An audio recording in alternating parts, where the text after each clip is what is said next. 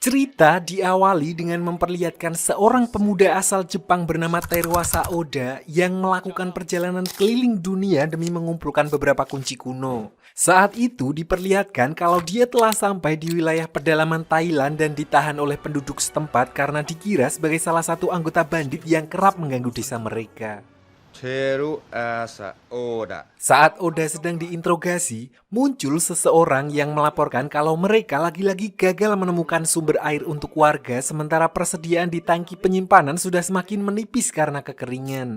Mendengar hal itu, tanpa menunjukkan ekspresi takut sama sekali, Oda lalu menyarankan kepada mereka untuk menggali ke arah selatan jika ingin menemukan air. Namun saat ditanya dari mana dia bisa tahu akan hal itu, Oda menjawab kalau dia adalah Lucky Man, orang yang selalu beruntung. Tahun ya Yon bisa ada yupla. Nyungku, Lucky Man. Jadi di film ini ada sebuah legenda tentang kunci misterius yang selalu menggoda manusia untuk memenuhi hasrat kekuasaannya, di mana kunci-kunci itu muncul di seluruh belahan bumi pada setiap zaman. Konon jika ada seseorang yang berhasil mengumpulkan semua kunci yang jumlahnya ada 99, maka dia akan bisa mendapatkan segalanya yang ada di dunia ini. Oleh karena itu, umat manusia yang didorong oleh nafsu dan hasrat rela bertumpah darah demi memperebutkan kunci tersebut. Namun sampai sekarang belum ada satupun manusia yang berhasil mengumpulkan semuanya, dan inilah permainan kunci iblis alias Akuma Game. Nikiatin, Epshime, Orkizomeso. はこれだ。ハンドレッドコンテスト。 Kembali ke cerita, benar saja setelah menggali di lokasi yang disarankan Oda, seketika itu juga airnya langsung mulak-mulak dan membuat warga kegirangan sehingga mereka lalu meminta maaf dan menganggap Oda sebagai seorang pahlawan. Sebagai rasa terima kasih, kepala desa juga memberikan sebuah kunci jimat warisan turun-temurun dari desa tersebut setelah mengetahui kalau tujuan Oda berkelana adalah untuk mencari kunci. Sayangnya, kunci itu bukanlah salah satu dari kunci kuno yang dia cari sehingga Oda akhirnya memutuskan untuk melanjutkan perjalanannya. Singkat cerita, di tengah perjalanannya, Oda sempat mendengar streaming berita yang memberitahukan tentang serangkaian insiden aneh di Jepang yang berhubungan dengan pemilik perusahaan besar tiba-tiba memindahkan aset miliknya lalu meninggal tidak lama setelahnya sebelum terus mengulang kata iblis yang membuatnya mulai curiga kalau semua itu pasti ada hubungannya dengan kunci yang sedang dia cari.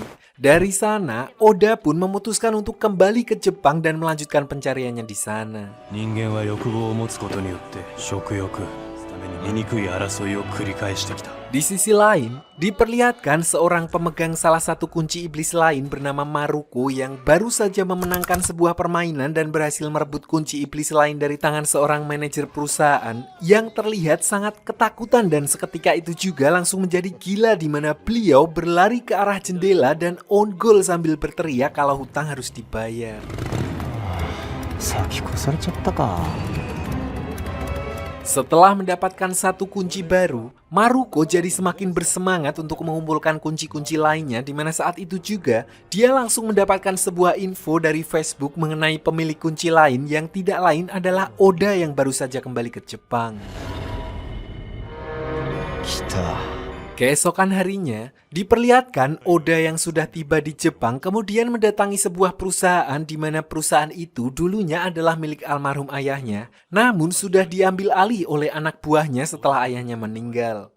Tujuan Oda saat itu adalah untuk menemui orang kepercayaan ayahnya dulu yang bernama Pak Ryu untuk memberitahukan beberapa informasi terbaru mengenai kunci iblis yang dia dapat. Ryukan-san! Oda mengatakan kalau dia sempat melihat sosok yang familiar dari berita mengenai fenomena aneh yang terjadi belakangan ini, di mana orang itu tidak lain adalah sosok yang telah menghabisi ayahnya dulu dan Pak Ryu sendiri juga sempat melihatnya. Oda yakin kalau fenomena yang terjadi belakangan pasti ada hubungannya dengan kunci iblis yang bermunculan di Jepang sehingga dia memutuskan untuk kembali menyelidikinya sekaligus membalas kematian ayahnya.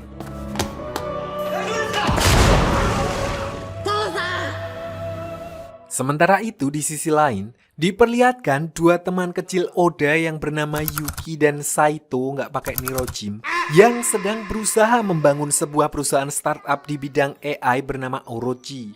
Saat itu, Yuki mendapat info kalau Oda baru saja kembali ke Jepang, di mana dia langsung mengajak Saito untuk segera mengunjunginya. あいつ帰ってきてたのか。 Keesokan harinya, Yuki pun pergi ke rumah Oda, di mana kebetulan saat itu Pak Ryu juga ada di sana. Yuki mengatakan kalau sebentar lagi Saito juga akan datang untuk menyusul. Namun setelah beberapa saat, alih-alih Saito yang muncul, melainkan Maruko dan anak buahnya yang langsung menggeledah tempat tersebut untuk mencari kunci iblis milik Oda. 探せ。 なんだお前たちは。 Tapi tanpa mereka sadari, sebenarnya Oda sendirilah yang telah memancing Maruko untuk mendatanginya dengan mengunggah foto bersama kunci itu di Instagramnya. Hanya saja dia tidak menyangka kalau Maruko akan datang secepat itu saat dia justru sedang ada tamu. Tanpa banyak basa-basi, Oda langsung menanyakan tentang kasus kematian salah satu manajer perusahaan yang terjadi beberapa waktu lalu, di mana Maruko mengaku kalau orang itu sendirilah yang memutuskan untuk mempertaruhkan nyawanya dalam permainan, sementara dia hanya bermain dan memenangkannya. 命をかけろ言い出した。わしはゲームに勝っただけじゃ。 Setelah mengatakan hal itu, Maruko baru menyadari kalau Oda sama sekali tidak tahu apapun mengenai permainan kunci iblis, di mana dia langsung menancapkan kunci miliknya untuk memulai permainan itu melawan Oda. Seketika itu juga, Mak Bedunduk muncul sesosok iblis Kumoong bernama Gado, di mana dia adalah juri dalam permainan kunci iblis atau Akuma Game yang bertugas untuk menilai permainan itu seadil mungkin.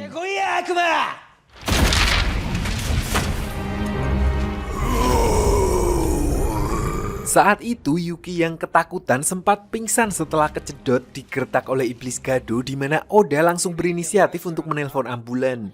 Namun Gado menjelaskan kalau tempat di mana permainan kunci iblis dimulai akan tersegel.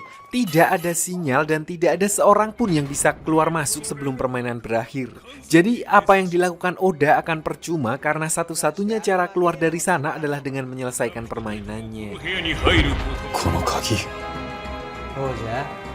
Maruko lalu menjelaskan kalau kunci yang mereka pegang tidak hanya mendatangkan keberuntungan, tapi juga berfungsi untuk memanggil iblis Gado yang akan memulai permainan Akuma Game, di mana pemenang dalam game itu berhak mengambil kunci dan meminta apapun yang dia inginkan dari orang yang dia kalahkan, termasuk seluruh kekayaannya. Bahkan mereka bisa meminta kepada orang yang kalah untuk menjadi budaknya. Hal itu sekaligus menjelaskan soal fenomena pemindahan aset yang sering terjadi belakangan, di mana semua korbannya merupakan mantan pemegang salah satu kunci iblis tersebut. これが謎の財産譲渡事件の。 Setelah menjelaskan semuanya, tidak ada pilihan lain bagi Oda untuk tidak mengikuti permainan itu, di mana Gado lalu menanyakan keinginan masing-masing peserta yang akan dijadikan sebagai bahan taruhan. Paham kalau Oda sudah miskin, bukan bawaan kayak kita, Maruko hanya meminta 10 yen atau 1.000 rupiah saja jika dia berhasil memenangkan permainan tersebut, karena dia hanya menginginkan kunci milik Oda. 資格はな。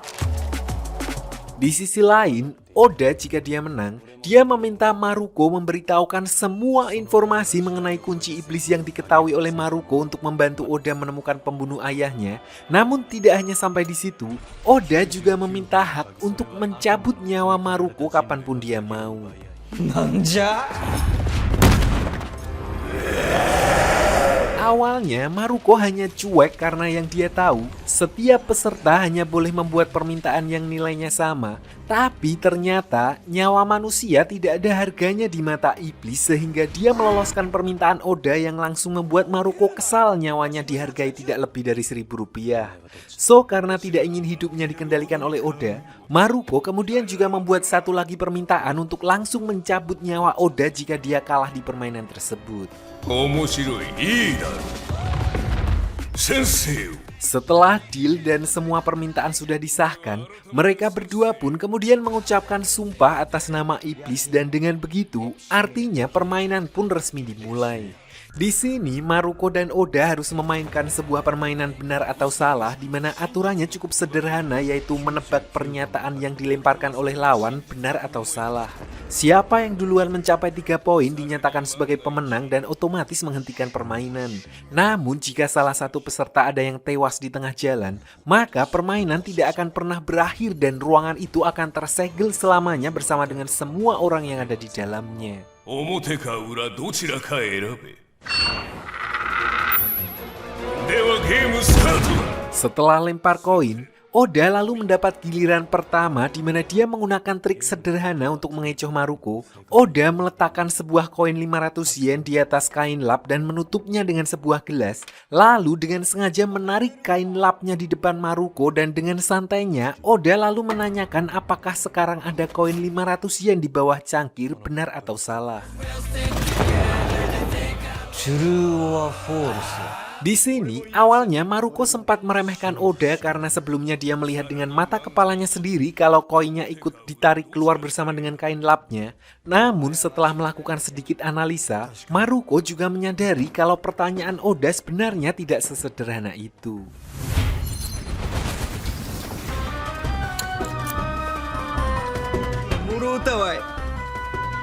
Sebenarnya di sini pun dia sudah jelas-jelas melihat koinnya ada di bawah meja.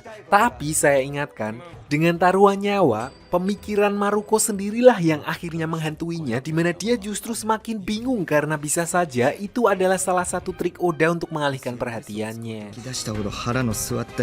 このコップの下に今 Meskipun begitu, dia tetap yakin dengan apa yang ada di depan mata sehingga dia menjawab benar.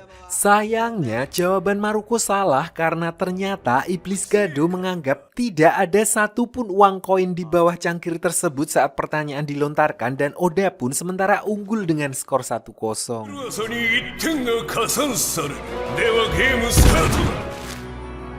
Entah bagaimana bisa karena jelas-jelas ada uang 500 yen di sana, tapi tetap Iblis Gado menganggap jawaban Maruko salah dan meskipun begitu, permainan tetap dilanjutkan di mana kali ini giliran Maruko yang akan menjadi penanya dan langsung mengaktifkan kekuatan dari kunci iblis yang tidak diketahui oleh Oda ternyata bisa seperti itu juga.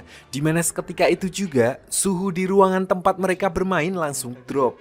Maruko mengaku kalau itulah kekuatan iblis miliknya untuk mengganggu konsentrasi Oda. Menurutnya, kondisi kritis akan membuat Oda tidak bisa berpikir jernih dan rawan blunder, di mana hal itu tentu saja akan menjadi sebuah keuntungan baginya.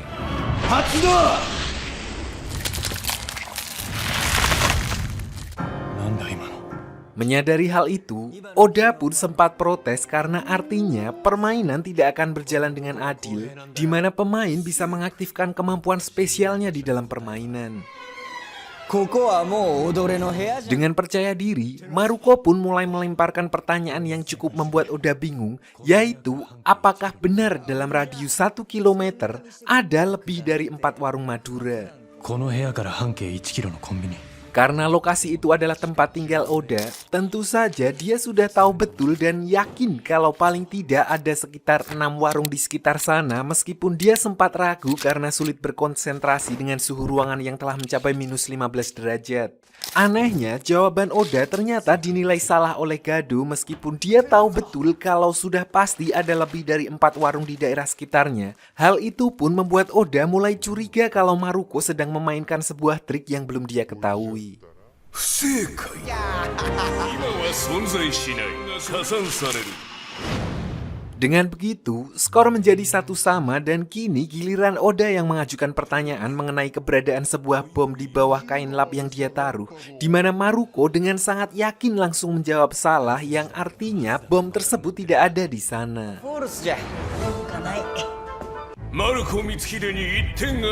Dan lagi-lagi Oda dibuat bingung karena seharusnya ada sebuah bom peninggalan perang dunia yang terkubur belasan meter di bawah tanah bangunan tersebut yang bahkan sudah masuk dalam catatan nasional pemerintah.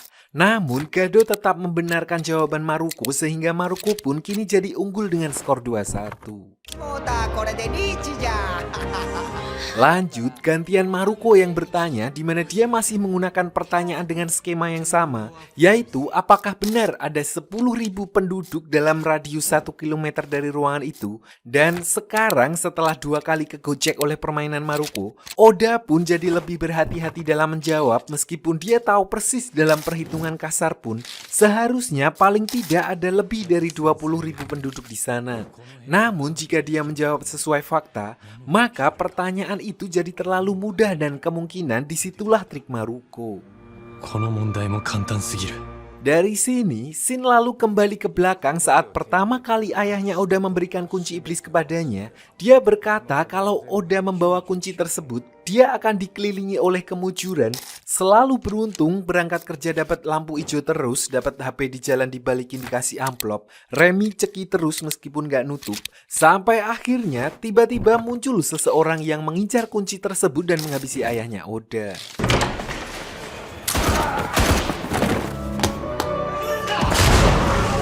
Tidak cukup sampai di situ, Oda yang waktu itu masih polos, para bawahan ayahnya justru memperdayai Oda untuk mengambil alih perusahaan warisan ayahnya dengan alasan kalau nasib 3.000 karyawan akan terancam. Hingga kemudian, Oda kembali memakai kalung kunci tersebut dan untuk alasan keselamatan, Pak Ryu mengirimnya ke luar negeri agar orang-orang dari perusahaan ayahnya tidak mengincarnya. Kembali ke permainan di mana Oda yang sekarang sudah jauh berbeda, di bawah tekanan yang luar biasa, dia masih bisa setenang itu dan mulai menyadari kalau ada sesuatu yang aneh dengan ruangan tersebut setelah melihat laptopnya nggak ngecas padahal udah dicolok. Lalu untuk memastikan dugaannya, Oda berpura-pura membuat api untuk menghangatkan Pak Ryu dan Yuki di mana sebenarnya dia ingin mengecek aliran air di dalam ruangan itu lewat alarm kebakaran yang terpasang di sana. Dan benar saja selain listrik, saluran air di sana ternyata juga terputus karena meskipun alarmnya menyala, namun sama sekali tidak ada air yang keluar dari sprinkler pemadamnya. 全部つながったよマジ。遮断がガドの仕業じゃないとしたら。 Disinilah Oda akhirnya berhasil memecahkan teka-tekinya di mana kekuatan iblis Maruko sebenarnya bukan mengendalikan udara dingin, melainkan teleportasi dan telah memindahkan bangunan itu ke wilayah yang dingin, kemungkinan kutub utara. Dan itulah mengapa selama permainan Maruko selalu bertanya mengenai sesuatu dalam radius bangunan itu sebagai pusatnya yang jelas akan mengecoh lawan mainnya selama trik dari kekuatan Maruko tidak diketahui. Jadi jawaban untuk pertanyaan Maruko sebelumnya adalah salah karena sekarang seharusnya tidak ada manusia lain yang hidup di sekitar mereka. 正解だ。 Sampai di sini skor pun jadi imbang 2 sama dan sekarang giliran Oda di mana kali ini dia mengambil semua uangnya dari dompet dan melemparkannya ke dalam api lalu bertanya apakah uang cash yang dia miliki di ruangan itu sekarang tidak lebih dari 500 yen, benar atau salah? ときて、マルコ。 Maruko kemudian menyadari kalau ada satu uang koin 500 yen yang dilempar Oda ke dalam api dan tidak akan terbakar, di mana dia juga masih menyimpan satu koin 500 yen lain dari pertanyaan pertama yang jika dijumlahkan maka hasilnya adalah 1000 yen. 500円玉期限ある確実にボーナスじゃ。 Merasa yakin dengan bukti yang dia miliki, Maruko pun kemudian mengatakan kalau jawabannya adalah salah karena kedua uang koin yang ada di tangannya sekarang berjumlah lebih dari 500 yen. Sayangnya Maruko tidak menyadari kalau dia sudah masuk dalam perangkap Oda bahkan sebelum permainan dimulai. Karena dari awal Oda sudah merencanakan semuanya di mana koin yang dia gunakan di awal permainan bukanlah uang asli melainkan sebuah GPS hadiah pemberian dari ayahnya dulu saat dia masih kecil. もう誰にも居場所を知らない。 すごいな、アリカ。 Hal itu pun sekaligus menjelaskan pertanyaan pertama Oda karena jelas-jelas di bawah meja ada uang koin 500 yen. Namun jawaban Maruko tetap dianggap salah karena koin tersebut bukanlah uang melainkan sebuah GPS kenang-kenangan dari ayahnya dulu yang sudah rusak yang sekarang menyelamatkan nyawanya. Dengan begitu, Oda pun dinyatakan sebagai pemenang dari permainan tersebut dan berhak atas kunci iblis milik Maruko beserta seluruh informasi mengenai kunci tersebut. Namun saat Gado akan mencabutnya nyawa Maruko, Oda langsung menghentikannya karena seperti yang dia bilang di awal, Oda minta hak untuk mencabut nyawa Maruko kapanpun dan berkata kalau dia akan melakukannya 200 tahun lagi karena dia tidak ingin mengambil nyawa orang lain dari permainan tersebut. 生産は必ず実行する Mendengar hal itu, Gado hanya berkata yang penting utang harus dibayar dan langsung mengakhiri permainan sambil kemudian pamit dan mengembalikan ruangan seperti semula. ありがとうの Maruko yang merasa lega lalu berterima kasih kepada Oda dan menceritakan bagaimana asal-usul dia bisa mendapatkan kunci tersebut. Jadi Maruko yang dulunya ketagihan judol sempat putus asa karena terus-terusan rungkat dan gak pernah hoki. Namun semuanya berubah saat dia menemukan kunci iblis yang tiba-tiba jatuh di dekatnya. Sejak saat itulah kehidupannya berubah 180 derajat, di mana hal itu tentu saja lama-kelamaan membuatnya menjadi gelap mata. ほいである日 Hingga pada suatu hari, ada orang tidak dikenal menelpon Maruko dan orang itulah yang kemudian memberitahukan mengenai kunci iblis, permainan Akuma Game dan menghasutnya untuk mulai mengumpulkan kunci iblis lainnya. その男は誰なんだよ。 Tidak berselang lama, orang itu kembali menelpon Maruko dan bertanya soal permainannya dengan Oda kali ini, di mana begitu mendengar suaranya, Oda langsung mengenali suara itu adalah sosok yang sama yang telah menghabisi ayahnya. Menyadari hal itu, Oda pun langsung minta Sherlock untuk membalaskan dendamnya. どこにいる？ Namun, orang misterius itu mengatakan kalau Oda tidak perlu buru-buru karena setelah ini masih akan ada pemegang kunci terpilih lain yang akan mendatanginya dan jika Oda ingin bertemu dengannya, maka dia harus mengalahkan mereka semua terlebih dahulu. Yang jelas, orang itu hanya berpesan kalau utang dalam permainan kunci iblis harus selalu dibayar. 必ず実行される Sementara Oda bicara dengan orang itu, mereka tidak menyadari Maruko sedari tadi berubah jadi aneh dan sambil mengucapkan kalimat yang sama, dia tiba-tiba menghilang begitu saja dan hanya menyisakan kunci iblis miliknya. Oda pun jadi bertanya-tanya, jangan-jangan utang yang dimaksud adalah nyawa dari setiap pemegang kunci yang harus dibayar setelah tidak lagi menjadi pemegang kunci iblis tersebut. さか悪魔に消された 生産ってこのことか。 Di sisi lain, diperlihatkan seorang atlet tinju bernama Takeru yang belakangan selalu memenangkan pertandingan secara berturut-turut, di mana hal itu tidak lain adalah berkat kunci iblis yang menempel di sarung tinjunya. Sebenarnya, karir Takeru sebelumnya sudah hampir hancur karena ketahuan bermain curang di pertandingan kelas pro. Namun sejak mendapatkan kunci iblis, dia justru seolah menjadi legenda dalam pertarungan bawah tanah. Setelah pertandingan terakhirnya, dia lalu dihampiri oleh seorang pemuda bernama Senya yang ternyata mengetahui soal kunci iblis tersebut dan mengatakan kalau dia punya cara untuk membuatnya semakin kaya, yaitu dengan mengumpulkan lebih banyak kunci lagi. 今回費を増やせば Kembali beralih ke Oda setelah menyadari kalau resiko dari permainan kunci iblis sangatlah besar, dia lalu meminta Yuki dan Saito untuk tidak lagi terlibat. Sebenarnya niat Oda baik karena dia tidak ingin kedua sahabatnya itu kenapa-napa, namun Saito ternyata justru salah tangkap yang membuat hubungan di antara keduanya menjadi renggang. ちょっとどこ行くの？ Yuki yang menyadari hal itu kemudian berusaha membujuk keduanya dengan mengajak mereka kembali ke SMA-nya untuk mengambil kotak berisi kenangan-kenangan mereka dulu. Sayangnya baik Oda maupun Saito, keduanya sama-sama menghindar dengan alasan sibuk dengan urusannya masing-masing.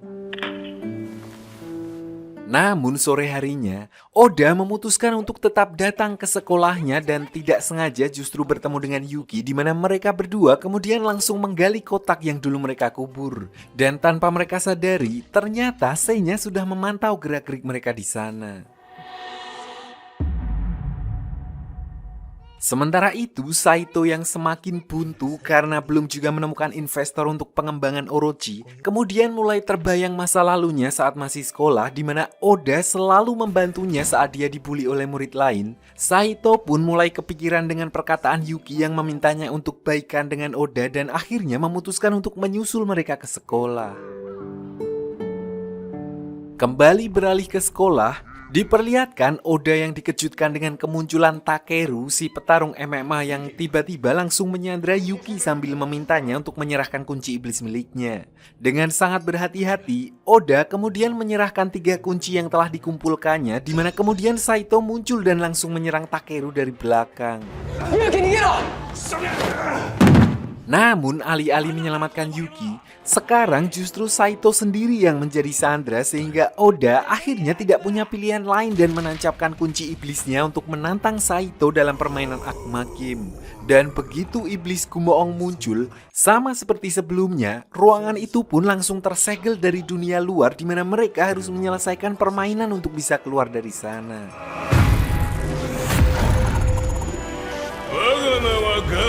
Karena baru pertama kali main, Iblis Gado kemudian menjelaskan aturan Akuma Game kepada Takeru kalau itu adalah permainan untuk memperebutkan kunci.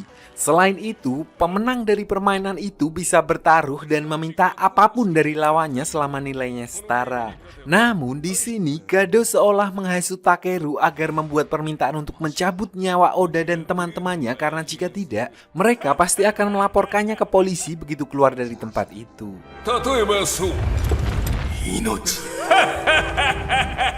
Mendengar hal itu, Oda kemudian juga menyebutkan permintaan yang sama seperti saat melawan Maruko sebelumnya, yaitu hak untuk mencabut nyawa Takeru kapanpun dia mau.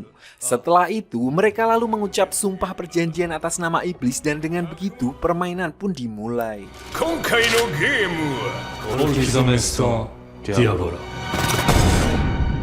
Kali ini mereka harus bermain injak bayangan di mana aturannya siapapun yang lebih dulu berhasil mengumpulkan 2 poin dengan menginjak bayangan lawan, maka dia akan dinyatakan sebagai pemenangnya. Namun sebelum mereka mulai bermain, tiba-tiba waktu berhenti di mana hanya Oda yang tidak terpengaruh. Di sini Gado menjelaskan kalau itu adalah kemampuan spesial dari Oda, salah satu dari sekian banyak kemampuan para pemegang kunci iblis yang memulai permainan. Dengan kekuatan itu, objek apapun yang disentuh Oda akan mematung selama 1 menit, namun dia hanya bisa menggunakannya sekali dalam permainan.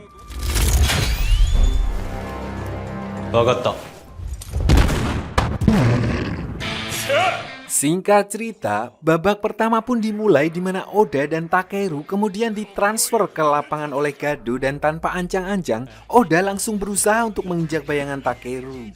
Sayangnya, gerakan Oda masih kalah gesit dari Takeru yang memang mempunyai background sebagai seorang petarung MMA sehingga fisiknya pun terlatih dan otomatis jauh lebih unggul dari Oda.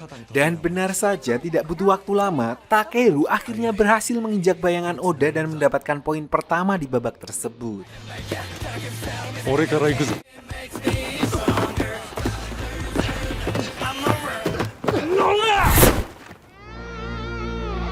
Lanjut ke babak kedua, kali ini mereka dipindahkan ke lorong kelas di mana arenanya agak tricky karena mereka bisa menggunakan berbagai tempat untuk bersembunyi.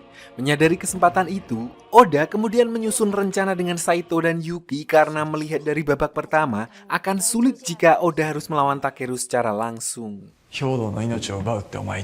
Saat sedang sembunyi di kelas, Yuki melihat kalau bayangan mereka akan lebih memanjang dan terlihat sampai ke lorong, di mana seketika itu juga Saito langsung terpikir sebuah rencana setelah teringat dengan permainan yang dulu sering mereka mainkan di sekolah. Tidak berselang lama, begitu Takeru muncul di sana, mereka pun langsung berpencar. Oda bersama Yuki membuat jebakan sementara Saito pura-pura tertangkap untuk mengalihkan perhatian Takeru. Dan begitu Takeru melihat sebuah bayangan kepala di lorong, dia langsung bergegas menginjaknya tanpa dia sadari. Itu sebenarnya hanya bayangan ember yang dibuat Oda sebelumnya dan begitu Takeru lengah, Oda muncul dari balik jendela dan langsung menginjak bayangan Takeru yang membuat skor pun menjadi 1-1. Karena skor imbang, mereka pun kemudian lanjut ke babak terakhir, babak penentuan di mana kali ini arenanya adalah gedung auditorium dengan kondisi gelap. Hanya ada satu sumber cahaya dari atas panggung yang artinya jika Oda ingin mengalahkan Takeru, dia harus memancingnya ke atas panggung dan menginjak bayangannya di sana. Dengan spekulasi itu, Oda lalu berniat menjajal kekuatan iblisnya untuk membuat jebakan, yaitu membekukan pengait tirai yang ada di atas panggung. Rencananya, Oda akan memancing Takeru ke sana dan membuatnya berdiri di bawah tirai. Lalu dengan memperhitungkan kemampuannya sudah habis dalam 1 menit, tirai yang sebelumnya dibekukan akan jatuh tepat di atas Takeru dan menghentikan gerakannya. Disitulah Oda kemudian baru bisa menginjak bayangan milik Takeru. でも鍵がいるんだよ Sialnya, Oda tidak menyadari kalau sedari awal permainan, Seinya juga ada di sana dan telah memperhatikan gerak-geriknya sehingga tirainya gagal jatuh karena Seinya diam-diam sudah menahan talinya. ってこと。 Untungnya di saat-saat terakhir, Saito dan Yuki muncul untuk menahan Takeru yang tinggal selangkah lagi menginjak bayangan Oda, dan dengan begitu, keadaan pun langsung berbalik dan Oda berhasil memenangkan permainan tersebut. そこまで Dengan kemenangan Oda, otomatis permainan pun berakhir. Namun saat Gado berkata kalau dia akan mencabut nyawa Takeru, Oda langsung menghentikannya dan berkata kalau dialah yang memiliki hak untuk mencabut nyawanya kapanpun dia mau. Jadi Oda ternyata sudah menyadari apa yang terjadi kepada Maruko di permainan sebelumnya, di mana dia teringat syarat yang diajukan olehnya ditimpa oleh Maruko sendiri, dan itulah mengapa dia tetap menghilang setelah permainan selesai. マルコの命をいつでも散らすとわしが負けたら So, kali ini Oda memastikan kalau dialah yang terakhir menyebutkan permintaan sehingga permintaan yang diajukan oleh Takeru akan tertimpa oleh permintaannya. Mendengar hal itu, Gado pun tidak bisa mengelak dan akhirnya pamit undur diri yang sekaligus menandakan kalau permainannya sudah berakhir.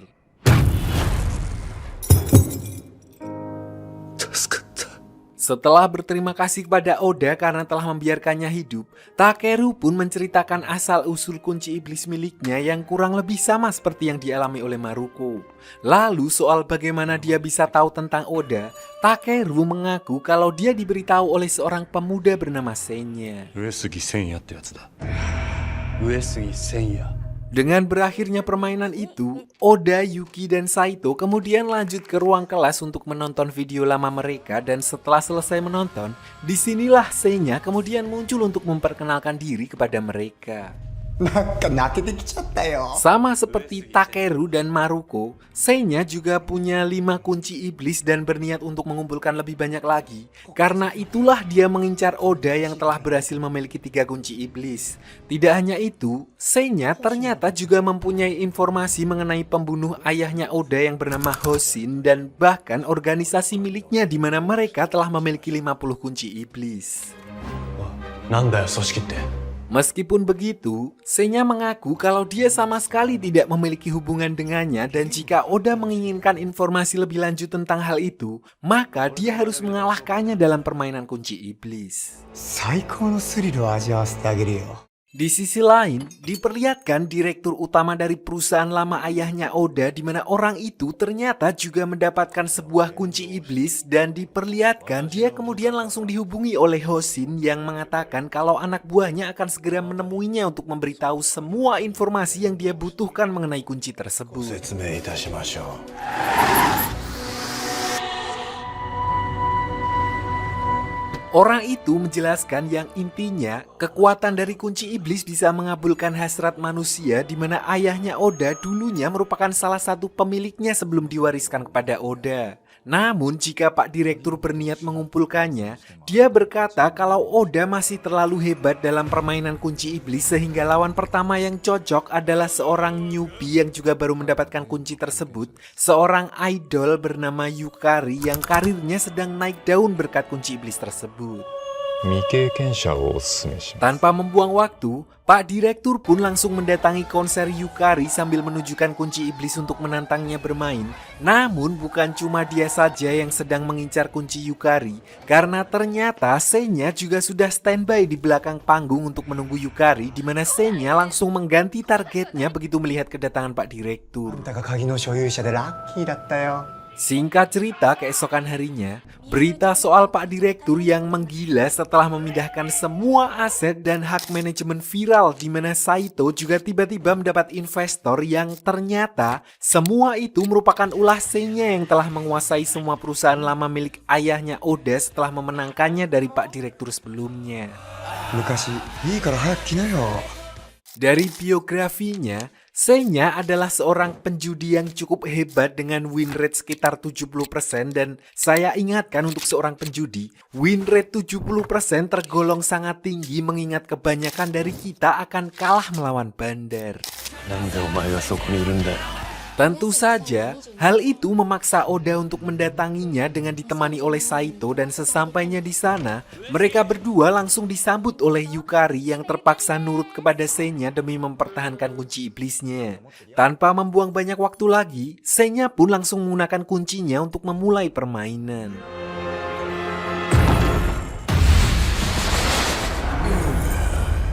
Sebagai bahan taruhan, mereka berdua sama-sama menginginkan informasi mengenai kunci iblis yang dimiliki satu sama lain. Namun sebagai tambahan, Oda mengatakan kalau dia ingin Seinya mengembalikan hak perusahaan. Mendengar hal itu, Seinya pun ikut mengajukan permintaan lain yaitu Oda harus menuruti 3 hal yang diminta olehnya jika dia menang. Diabolo. Koin Itto. Kali ini temanya adalah permainan kartu bernama 51 yang intinya hampir sama seperti kartu setan. Pemain harus menebak satu kartu yang disembunyikan dari 15 kartu di mana masing-masing terdiri dari 3 pasang jenis kartu, keriting, cinta skop, kencong, dan ditambah 1 jenis kartu bergambar iblis. Siapapun yang berhasil menebak dan mendapatkan 3 poin terlebih dahulu, maka dia akan dinyatakan sebagai pemenang. Di babak pertama, Seinya langsung menggertak dengan mengatakan kalau dia sudah tahu apa kartu yang disembunyikan, namun jawabannya ternyata salah.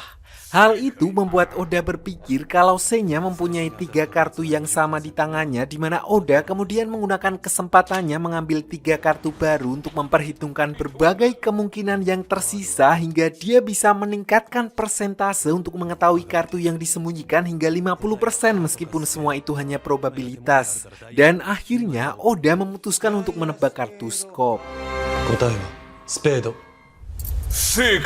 Sialnya, jawaban Oda masih salah dan justru memberikan keuntungan bagi Seinya yang ternyata memang bukan gambler sembarangan karena dengan kartu yang sudah terbuka di meja dan apa yang ada di tangannya, sudah cukup baginya untuk menebak dengan sempurna kalau jawabannya adalah kartu iblis.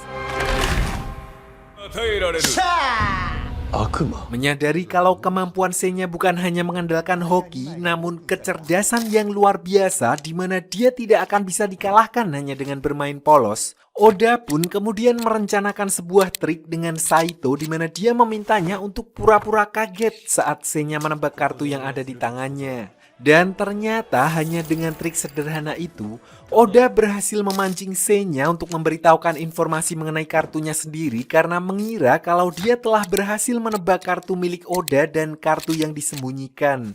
Sayangnya, tebakannya ternyata salah dan justru berbalik menjadi keuntungan Oda. Hah? クラブ3枚じゃない。答えはダイヤ。 Di babak selanjutnya setelah melihat Oda menggunakan catatan, Seinya terpikir untuk bermain curang dengan menandai kartunya di mana hal itu justru membuatnya sadar ternyata Oda sudah sedari awal menandai kartu-kartu tersebut dengan kode khusus yang dia buat sehingga dia bisa lebih mengetahui kemungkinan kartu setan yang disembunyikan dan membuat skor berbalik 2-1 untuk Oda. 答えはクラブだ。 Lanjut ke babak keempat di mana kali ini trik yang mereka gunakan semakin ngawur karena baik Oda maupun Seinya sama-sama mengurek-urek gambar pada kartu mereka masing-masing, entah kartunya bergambar apa. Namun tanpa itu pun mereka berdua tetap bisa mengetahui kartu milik masing-masing dan bahkan milik lawan lewat kode pada kartu yang telah mereka tandai hingga Seinya bisa mengerucutkannya hanya menjadi satu kemungkinan. 答えはスペードじゃない。Namun di saat-saat terakhir, merasa tidak mungkin Oda bisa semudah ini ditebak, di mana dia mulai curiga kalau ini hanyalah sebuah jebakan. Mungkin saja Oda telah mengubah kode yang ada di kartunya untuk mengecohnya, dan benar saja, Seinya akhirnya berubah pikiran dan menjawab sebaliknya yang membuat skor menjadi imbang 2-2. 悪魔だよ。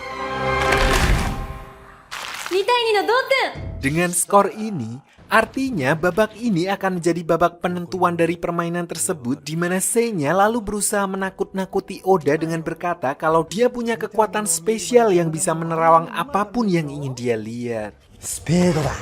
Tanpa Oda ketahui, itu pun sebenarnya hanya tipuan yang dilakukan Seinya untuk membuat Oda jadi waspada dan menggiringnya ke jebakan selanjutnya, yaitu kode baru yang dia persiapkan dan sebuah senter ultraviolet yang dia simpan di dalam tas kelincinya. So, setelah merebut tas itu dan menemukan senternya, otomatis Oda berpikir kalau itulah trik asli yang digunakan oleh Seinya, sehingga dia langsung menebak berdasarkan tanda yang dia lihat setelah menggunakan senter tersebut.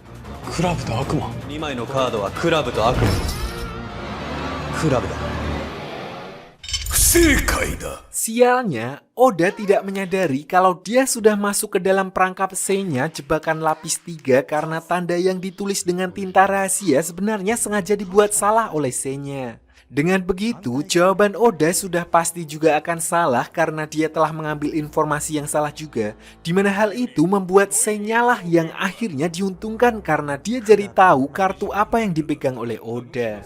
悪魔。 Dengan kemenangan Seinya, permainan pun berakhir dan seperti biasa ada hutang yang harus dibayar, di mana Oda kemudian menyerahkan kunci iblis miliknya dan juga semua informasi yang dia tahu mengenai kunci iblis tersebut. Tidak hanya itu, Seinya juga masih punya 3 permintaan yang harus dituruti oleh Oda. Pertama, dia meminta Oda untuk menjabat tangannya lalu berputar di tempat, dan 1 permintaan terakhir akan dia simpan untuk dipakai di kemudian hari. これで合計10本。引き合わせてくれる力もあるのかな。 Melihat Oda telah kalah dari Seinya, Yuki yang baru bisa masuk ke ruangan itu bersama dengan Pak Ryu lalu meminta Seinya untuk mengembalikan kunci iblis tersebut pada Oda karena hanya dengan cara itu Oda bisa menangkap pembunuh ayahnya dan menuntut balas. Mendengar hal itu, Seinya lalu berkata kalau Oda tidak akan mampu melawan Hoshin karena orang itu sudah OTW mengumpulkan 50 kunci, setengah dari semua kunci iblis yang ada dan berniat untuk menguasai dunia. Namun, Oda sama sekali tidak takut dan justru menawarkan kepada Seinya untuk bekerja sama dengannya untuk mengalahkan Hoshin. この計画に乗って味わえよ俺が面白くしてやるよ Ajaibnya, Seinya ternyata menyetujui tawaran tersebut dan mengembalikan kunci iblis milik Oda, di mana itu artinya mereka berdua akan mulai bekerja sama mengumpulkan kunci iblis untuk menghancurkan ambisi Hoshin. Dan sebagai langkah awal, Seinya lalu memberitahukan nama dari organisasi bersenjata milik Hoshin yang bernama Gungnir. 99本鍵の成果ですね。グングニル